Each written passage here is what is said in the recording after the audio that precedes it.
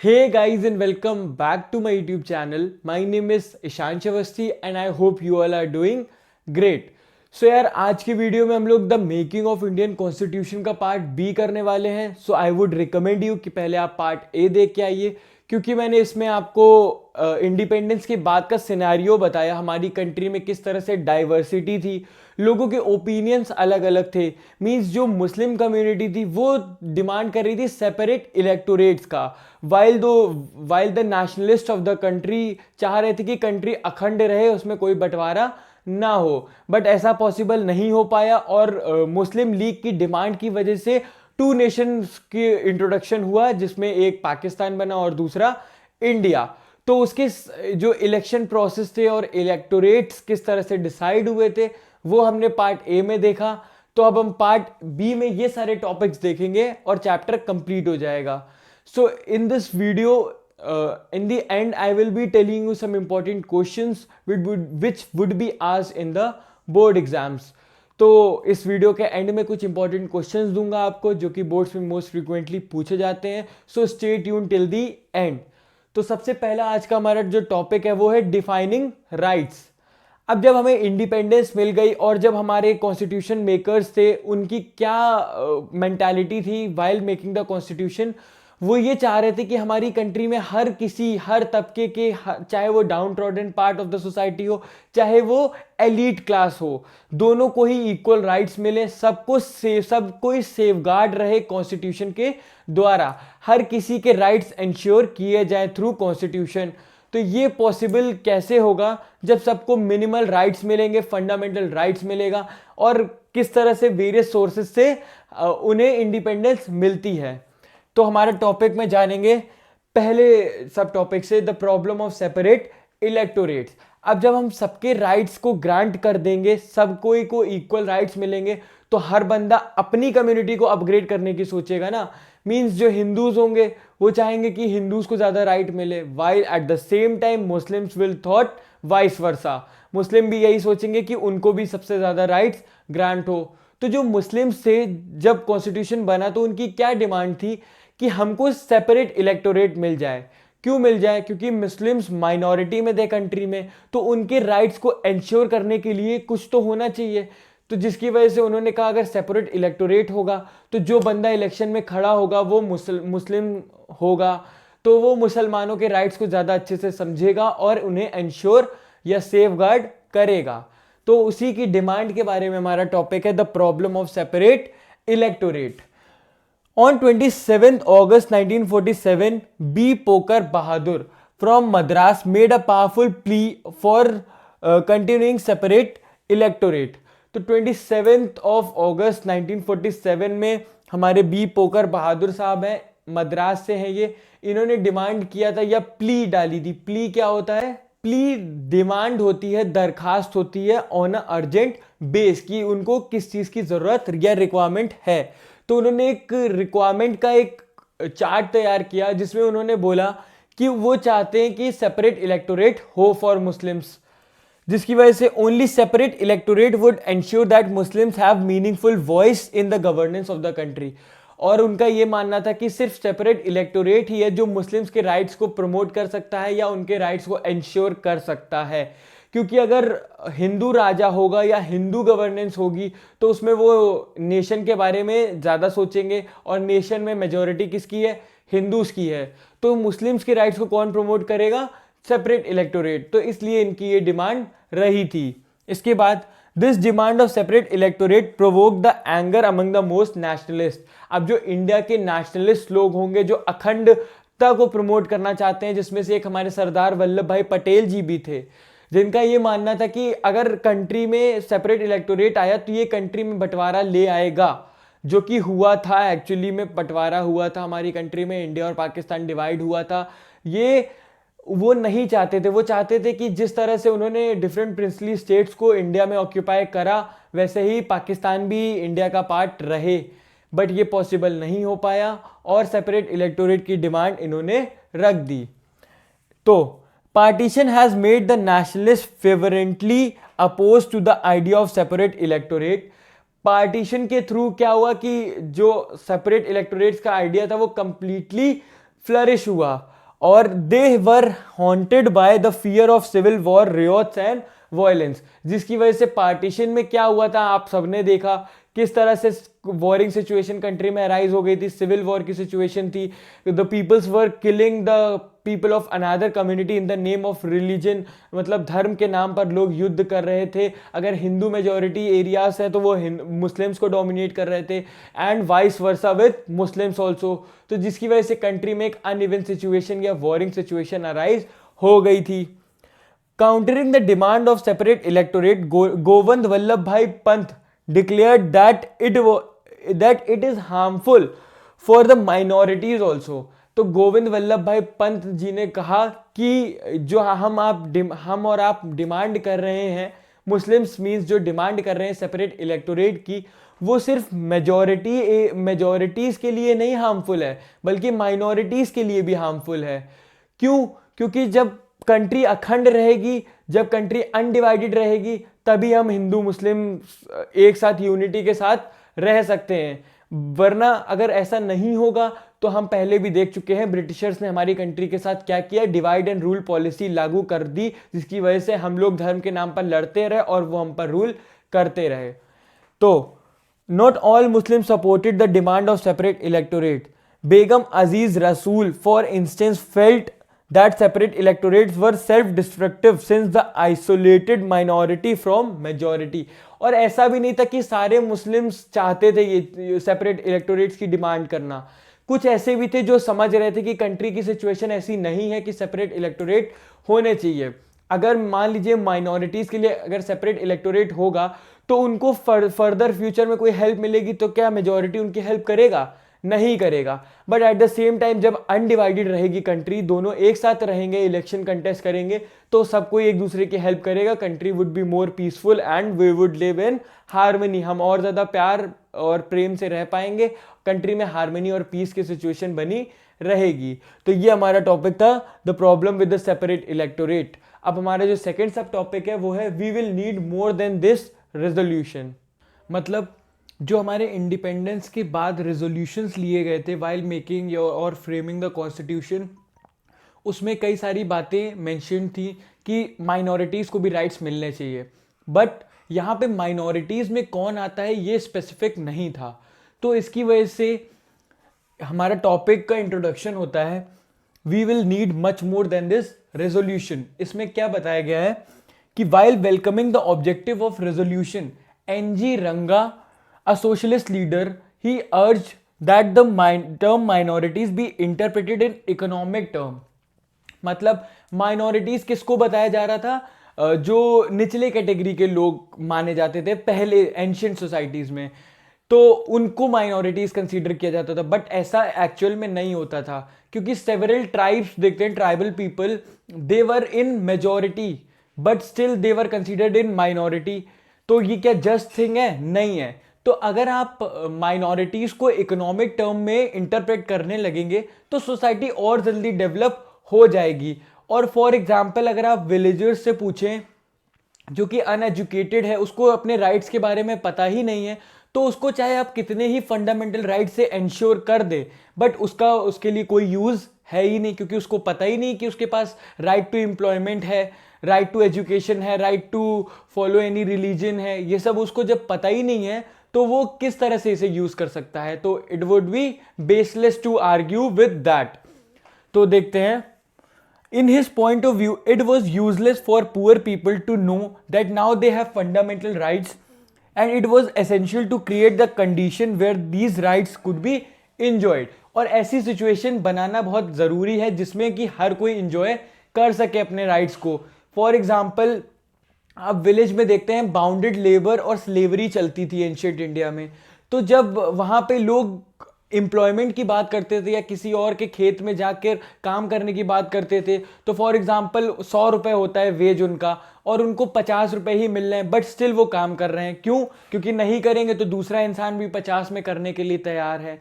तो कॉन्स्टिट्यूशन ने एंश्योर कर दिया जब मिनिमम वेज रेट, तो इसके बाद जब उनको पता ही नहीं होगा कि ऐसा सेट हुआ है तो वो फिर भी एक्सप्लॉइट होते रहेंगे। तो इसलिए उन्हें एजुकेट करना ज़्यादा ज़रूरी है और माइनॉरिटीज़ को इकोनॉमिक टर्म में इंटरप्रेट करना ज़रूरी है। इसके बाद tribes were not in numerical minority he argue but they need protection. इन्होंने ट्राइब का एग्जाम्पल लिया कि tribal people were in not in minority, tribal people come नहीं, इंडिया में बहुत सारी ट्राइब्स पाई जाती हैं, पर क्या वो माइनॉरिटीज में है? नहीं है, बट स्टिल वो लोग अनएजुकेटेड हैं, उनको भी 6000 सालों से भी ज़्यादा से डाउन ट्रॉडन पार्ट समझा गया है, सोसाइटी में एनकरेज नहीं किया गया है, तो उनको अपग्रेड करने की ज़रूरत है। तो इसलिए अगर आप इकोनॉमिक टर्म में करते हैं तो सबका ही वेलफेयर हो जाएगा। आई होप आपको समझ में आया होगा। हमारा नेक्स्ट टॉपिक देखेंगे, we were suppress for 1000 years. ये कौन बोल सकता है? वही बोल सकता है जो कि जिसने सफर किया हो।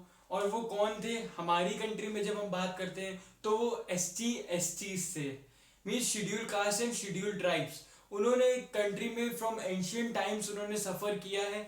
उन्होंने हमारी कंट्री में जो बाकी 3 वर्ण रहे हैं उनको सर्व किया है और हमेशा ही एक्सक्लूड रहे हैं सोसाइटी से। तो उन्होंने ये डिमांड करी थी कि उनको भी सेपरेट इलेक्टोरेट मिलना चाहिए। पहले तो मुस्लिम्स ने डिमांड करी फॉर सेपरेट इलेक्टोरेट, बट यहाँ पे माइनॉरिटीज जो कि ST थे उन्होंने भी डिमांड किया सेपरेट इलेक्टोरेट का। तो चलिए देखेंगे।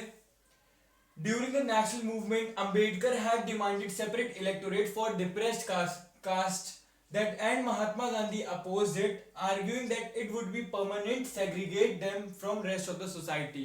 तो BR अम्बेडकर जी ने ये डिमांड रखी थी कि सेपरेट इलेक्टोरेट मिलना चाहिए डिप्रेस्ड कास्ट एंड क्लासेस को, बट महात्मा गांधी ने इस पे ऑब्जेक्शन दिखाते हुए बोला कि अगर ऐसा होगा तो फिर वो लोग परमानेंटली सेग्रीगेट हो जाएंगे सोसाइटी से। जिस तरह से एंशियंट टाइम से ही वो लोग सोसाइटी के पार्ट नहीं है, वैसे ही अगर सेपरेट इलेक्टोरेट उनका बन गया तब तो उनको एक्सक्लूड ही कर दिया जाएगा सोसाइटी से, सोसाइटी में उनका कोई अस्तित्व नहीं रह जाएगा। तो इससे बेटर है कि आप एक साथ रहिए, मिलजुल कर रहिए और अनटचेबिलिटी को एबॉलिश कर दिया जाए एज अ सोशल नॉर्म। तो some member of depressed caste emphasized that the problem of untouchable could not be resolved through protection and safeguard alone. तो कुछ लोगों ने डिप्रेस कास्ट के बोला कि सिर्फ राइट्स मिल जाने से या प्रोटेक्शन मिल जाने से ये चीज खत्म नहीं होगी। लोग पुलिस के डर से कुछ समय तक तो उसको फॉलो करेंगे, बट फिर से वो अपना सेम रिचुअल बना लेंगे और उनके राइट्स को प्रमोट नहीं किया जाएगा। तो their disabilities were caused by social norms and moral values such as caste society. तो इसको खत्म करने के लिए क्या करें कि ये जो सोशल नॉर्म बन गया है सोसाइटी में, जो वर्ण, जाति, भेद, मजहब, ये सारी चीजें इनको एबॉलिश करा जाए और एक ऐसी सोसाइटी की स्थापना हो जहां पे अनटचेबिलिटी हो ही ना। और जो मॉरल वैल्यूज है उसमें इनको इंक्लूड किया जाए कि हर एक इंसान भगवान का इंसान भेजा हुआ बंदा है, सबको इक्वल ट्रीट करना कंपलसरी है। We have been suffering but we are prepare to suffer no more. ये किसने कहा था? ये जे नागप्पा ने कहा था, मद्रास के थे ये भी। तो इन्होंने ये क्यों कहा था? क्योंकि ये लोग ये भी इसी कम्युनिटी को बिलोंग करते थे, डिप्रेस्ड कम्युनिटी को, और ये चाहते थे कि अब हम और ज्यादा डिप्रेस ना रहें क्योंकि हम भी इक्वल पार्ट हैं सोसाइटी के, हम भी सर्व करते हैं बाकी 3 वर्णों को, and we have the authority and the right as well to be a part of this society. मतलब उनके पास भी उतना ही राइट है इस सोसाइटी में रहने का, सर्वाइव करने का, रिस्पेक्टफुल लाइफ जीने का जितना कि बाकी कास्टेस को है। So, after partition violence, Ambedkar too no longer argued for separate electorate and recommended that untouchability be abolished. और आफ्टर पार्टीशन जब देखा रिवॉर्ड्स कितने बढ़ गए थे हिंदू मुस्लिम्स में, तो अंबेडकर जी भी शांत हो गए। उन्होंने अपने इस डिसीजन को हटा दिया कि सेपरेट इलेक्टोरेट की डिमांड को एबॉलिश किया, बट उन्होंने एक शर्त रखी कि जो अनटचेबिलिटी है उसे एबॉलिश करना होगा, हम सेपरेट इलेक्टोरेट डिमांड नहीं करते हैं। तो ये हमारा टॉपिक था, we were suppress for 1000 years. Now move to our next topic, that is the power of the state. मतलब जो स्टेट होगा, जो सेंटर होगा कंट्री का, उसकी क्या पावर्स होंगी, ये कैसे डिसाइड हुआ, ये कॉन्स्टिट्यूशन में कैसे मेंशन हुआ। अब हमारे कॉन्स्टिट्यूशन में तो मेंशन है कि India is a quasi federal country. अब आप बोलोगे कि क्वाजी फेडरल क्या होता है, तो फेडरलिज्म का तो मतलब आप सबको पता होगा। Federalism is a system of government where the 2 or more government govern the same citizen but according to their own jurisdiction. मतलब कि दो या दो से ज़्यादा गवर्नमेंट रूल करती हैं। दो या दो से ज़्यादा गवर्नमेंट में कैसे, एक सेंट्रल गवर्नमेंट, एक स्टेट गवर्नमेंट और एक लोकल गवर्नमेंट्स, तो ये रूल करती हैं कंट्री में और अपने अपने ज्यूरिसडिक्शन में रूल करती हैं, एक दूसरे के ज्यूरिसडिक्शन में इंटरफेयर नहीं करती हैं। ज्यूरिसडिक्शन क्या होता है? Jurisdiction is the area under control. Mean central government है तो उसकी अथॉरिटी पूरे नेशन में होगी, स्टेट गवर्नमेंट है तो उसकी अथॉरिटी अपने स्टेट में होगी। तो इंडिया में डिसेंट्रलाइजेशन फॉर्म ऑफ गवर्नमेंट हुई, मतलब कि पावर्स इक्वली डिवाइडेड थी, बट स्टिल हमारी कंट्री में क्वाजी फेडरल हुआ। क्वाजी फेडरल की नीड ये थी कि सेंटर को स्ट्रांग बनाना था। क्यों बनाना था स्ट्रांग? अगर सेंटर स्ट्रांग नहीं होगा तो हमने पार्टीशन में देख लिया कि कितना ज़्यादा वायलेंस और वाइड स्प्रेड एंगर फैल जाएगा लोगों में, जो कि बहुत बड़ा विध्वंसक रूप ले लेगा। तो उसे प्रिवेंट करने के लिए हमें सेंटर को ज़्यादा पावर देनी चाहिए कि इन केस की इमरजेंसी इंपोज कर सके और सोल्जर्स को ऑर्डर दे सके कि ये सब जो रियोट्स हैं, जो वायलेंस है, इसे ख़त्म करिए। तो इसलिए हमारी कंट्री क्वाजी फेडरल है, क्योंकि सेंटर के पास ज़्यादा पावर है in comparison of the state, और it is the ideal form of government. क्योंकि अगर हमारे यहाँ डिसेंट्रलाइज्ड होता फॉर्म कंप्लीटली तो क्या होता, हमारी कंट्री में हसल बसल हो जाता, हमारी कंट्री में हमें पता ही नहीं रहता कि कहाँ पे आउटरीच कब फैल जाए। तो इसलिए हमारी कंट्री ने क्वाजी फेडरल सिस्टम अडॉप्ट किया, जिसके बारे में हम इस टॉपिक में जानते हैं। सबसे पहले तो the draft constitution provided 3 list of subject. जो हमारा कॉन्स्टिट्यूशन है, इंडियन कॉन्स्टिट्यूशन, उसमें 3 लिस्ट मेंशन है: union list, state list and concurrent list. जो फर्स्ट सब्जेक्ट मैटर्स होते हैं वो यूनियन लिस्ट के पास जाते हैं, जो सेकंड सब्जेक्ट मैटर होते हैं वो स्टेट लिस्ट के पास जाते हैं, और जो ऐसे मैटर्स होते हैं जिनको दोनों से डील करा जा सके, जस्ट लाइक मैरिज प्रोविजंस या डिवोर्स प्रोविजन, ये कंकरेंट लिस्ट में जाते हैं। तो इनके बारे में पढ़ते हैं। पहले सब टॉपिक देखते हैं। The centre is likely to break means इसका क्या मतलब हुआ, चलिए देखते हैं। The rights of the states were eloquently defended by K. Sanganathanam from Madras. He felt the need of reallocation of power as the center is overburdened. यहाँ पे जो हमारा टॉपिक है likely to break, ये किसने बोला था? ये बोला था के संथनाम ने।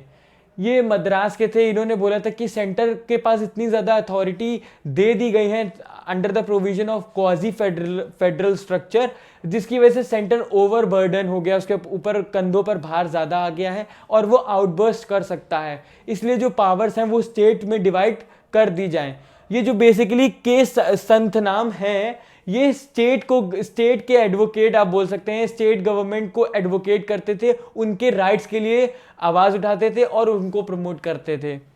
तो इन्होंने बताया कि reallocation of power as a centre is overburden. इन्होंने कहा कि power should be reallocated. Power जो डिवाइड की गई हैं, जो 3 लिस्ट बनाई गई हैं, यूनियन, स्टेट एंड कंकरेंट, उसे फिर से रीएलोकेट किया जाए और स्टेट को इस बार ज़्यादा पावर दी जाए इन comparison of centre.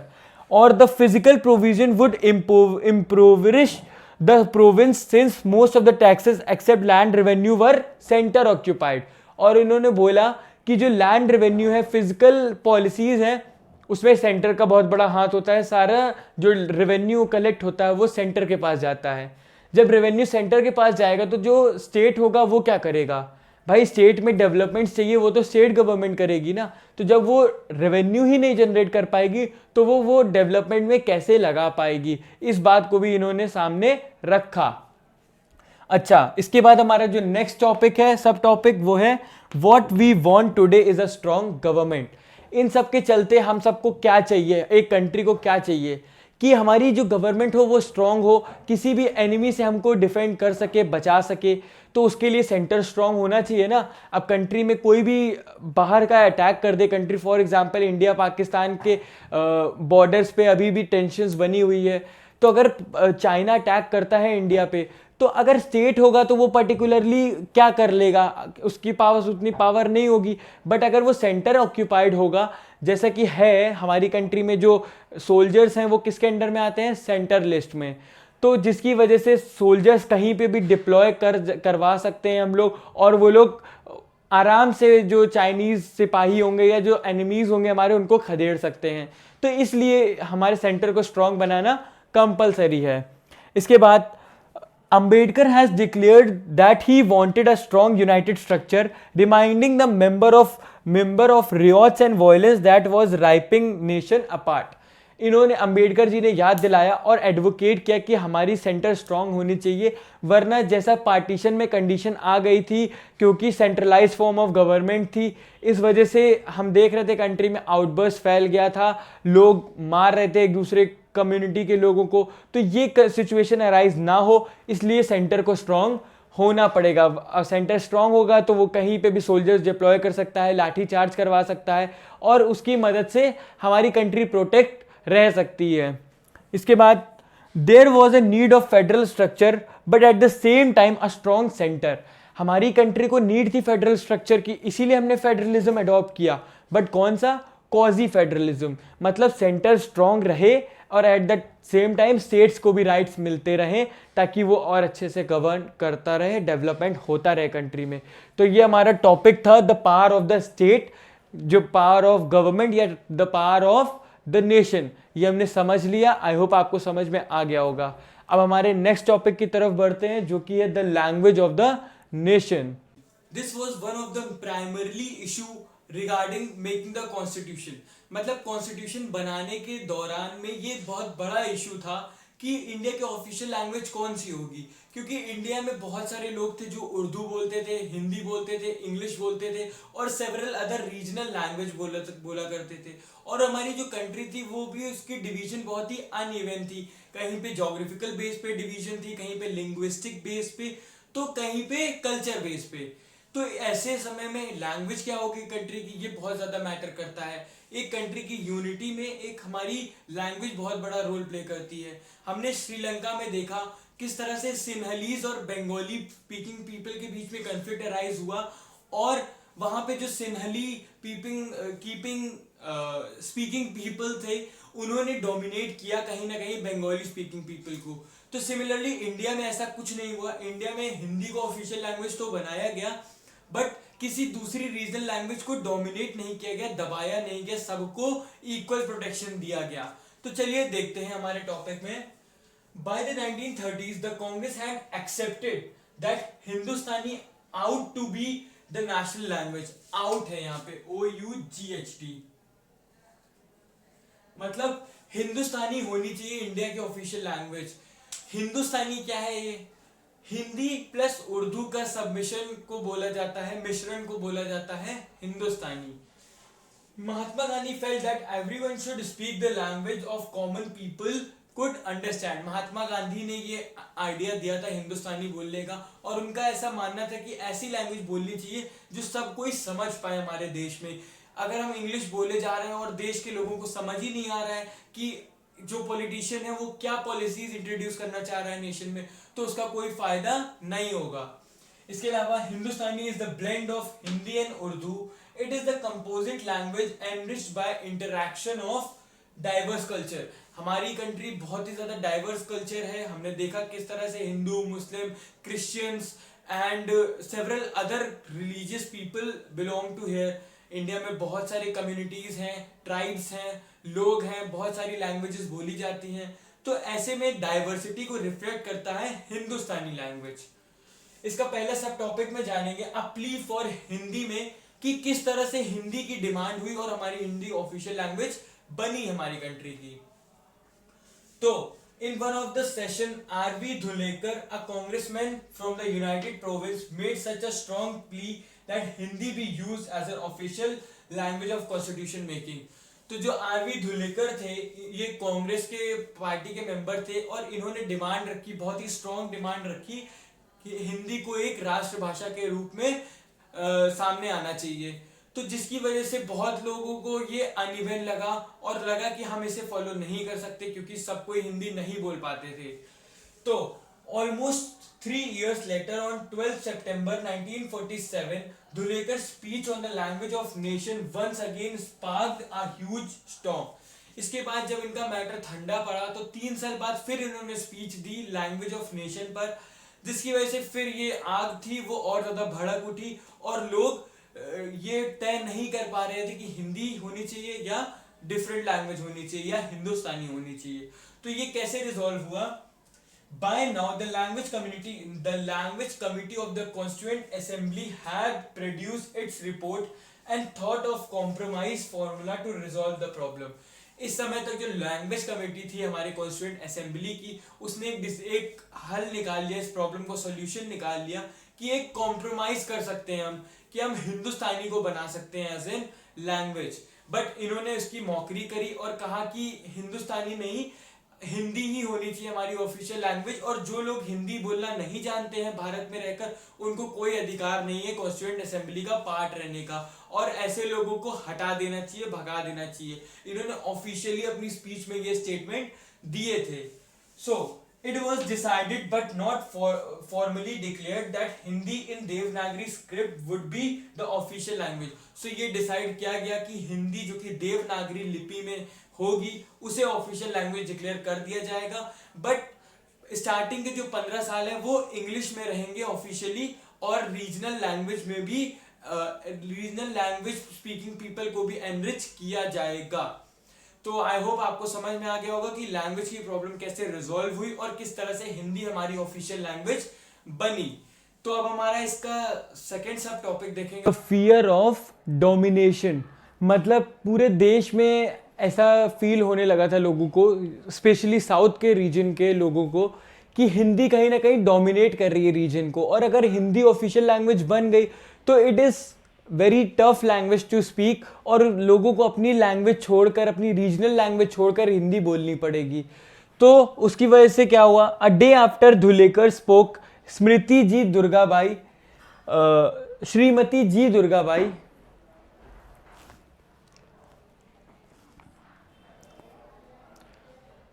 The fear of domination. अब पूरे नेशन में जब हिंदी को ऑफिशियल लैंग्वेज डिक्लेयर करने की बात हुई तो लोगों को ऐसा लगने लगा, specially the people of south, कि हमारे नेशन में हिंदी डोमिनेट करेगी और हिंदी एक टफ लैंग्वेज है बोलने में, तो लोगों को अपनी रीजनल लैंग्वेज छोड़कर अब हिंदी बोलनी पड़ेगी. स्कूल, कॉलेजेस एंड सारे गवर्नमेंट ऑफिशियल जगहों पे हिंदी ही कंपल्शन हो जाएगा.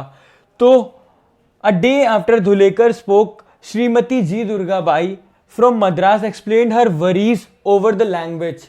तो इन्होंने अपनी वरीज बताई, कहाँ पर बताई, she inform the house of opposition in south against the Hindi was very strong language. इन्होंने साउथ में बताया, opposition in house of opposition in south, कि हिंदी बहुत स्ट्रॉन्ग लैंग्वेज है बोलने में और इसे बहुत ज़्यादा मेहनत से सीखा जा सकता है. तो जिसकी वजह से क्या हुआ, महात्मा गांधी जी को ये बात पता चली, तो उन्होंने इन सब लीडर्स को साउथ में अवेयर कराया कि Hindi is being the official language of the country, but it doesn't imply that they should forgot their regional language. इसका मतलब ये नहीं कि आपको हिंदी बोलनी है तो आप बाकी सारी लैंग्वेजेस भूल जाएंगे या अपनी रीजनल लैंग्वेज में आगे नहीं फर्दर फ्यूचर में उसका यूज़ कर पाएंगे. आप अपनी लैंग्वेज में भी यूज़ कर सकते हैं, फ्यूचर में उसका काम आ सकता है. बट हिंदी एक ऑफिशियल लैंग्वेज है, तो अगर आपको हिंदी आएगी तो आप पूरी कंट्री में कहीं भी इंडिपेंडेंटली फ्रीली जाके घूम सकते हैं, कुछ भी किसी के साथ कम्युनिकेट कर सकते हैं. इसलिए हिंदी एक ऑफिशियल लैंग्वेज के रूप में इंपॉर्टेंट है. She along with many other leaders had obeyed the call of Mahatma Gandhi and carry on the Hindi propaganda in south. और जब इन्होंने ये बात समझ ली तो इन्होंने अदर लीडर्स के साथ मिलकर गांधी जी की हेल्प करी प्रोपेगेंडा फैलाने में, और जो स्कूल एंड कॉलेजेस थे उसमें हिंदी को एक लैंग्वेज बना दिया गया, जिससे कि सब आने वाला फ्यूचर के जो चिल्ड्रंस हैं वो हिंदी समझ पाएँ, सीख पाएँ और बोल पाएँ, जिससे कि कंट्री में यूनिटी बन जाए. सो गाइस, सक्सेसफुली हमने आज का पूरा पार्ट कंप्लीट कर लिया है. हमने सारे चीज़ें जान ली जो कि कॉन्स्टिट्यूशन में हुई थी. हमने डिबेट्स एंड डिस्कशंस के बारे में जाना, हमने कम्युनल डिसहार्मनी एंड हार्मनी के बारे में जाना, और हमने पूरी बुक कंप्लीट कर लिया इवन हिस्ट्री की. सो गाइस, सबसे पहले तो आप सब जहां भी बैठे हो अपने आप को शाबाशी दे दो कि आपने पूरा हिस्ट्री का सिलेबस कंप्लीट कर लिया है. और चलिए अब चलते हैं कुछ इंपॉर्टेंट क्वेश्चंस की तरफ जो कि बोर्ड्स में मोस्ट फ्रीक्वेंटली पूछे जाते हैं इस चैप्टर में. First of all, discuss the need for drafting the constitution. Constitution को ड्राफ्ट क्यों करना जाता है. Second, describe the demands of Muslim league. Third, why does the minority demanded for a separate electorate. Fourth, describe the division of power granted by constitution. And fifth, elucidate the need for specifying an official language for a country. So guys I hope आपको question समझ में आ गए होंगे और इसी के साथ हमने यार पूरा सिलेबस कंप्लीट कर लिया है। I am so much happy for you कि अब आप फाइनली रिवाइज कर सकते हैं इन सब वीडियोस को देखने के बाद। तो मैं सारी लिंक डाल दूंगा इस डिस्क्रिप्शन में ताकि आपको इजी पड़ जाए और आप सारे वीडियोस देखकर आप सब सारे चैप्टर्स कंप्लीट कर लें। एंड मैं बहुत जल्द आपकी रिवीजन सीरीज भी स्टार्ट कर दूंगा ताकि आपका रिवीजन भी हो जाए जो भी आपने पढ़ा है। So if you like this video, आपको पता है आपको क्या करना है, like comment share and subscribe. और अपने दोस्तों के साथ भी शेयर करो, ज़्यादा से ज़्यादा शेयर करो क्योंकि एग्ज़ाम टाइम नियर है। तो मैं चाहता हूँ आप सब ही बहुत अच्छे से मार्क्स लाएं और फोड़ दें एग्जाम्स में। सो मिलते हैं नेक्स्ट वीडियो में। Till then stay tuned.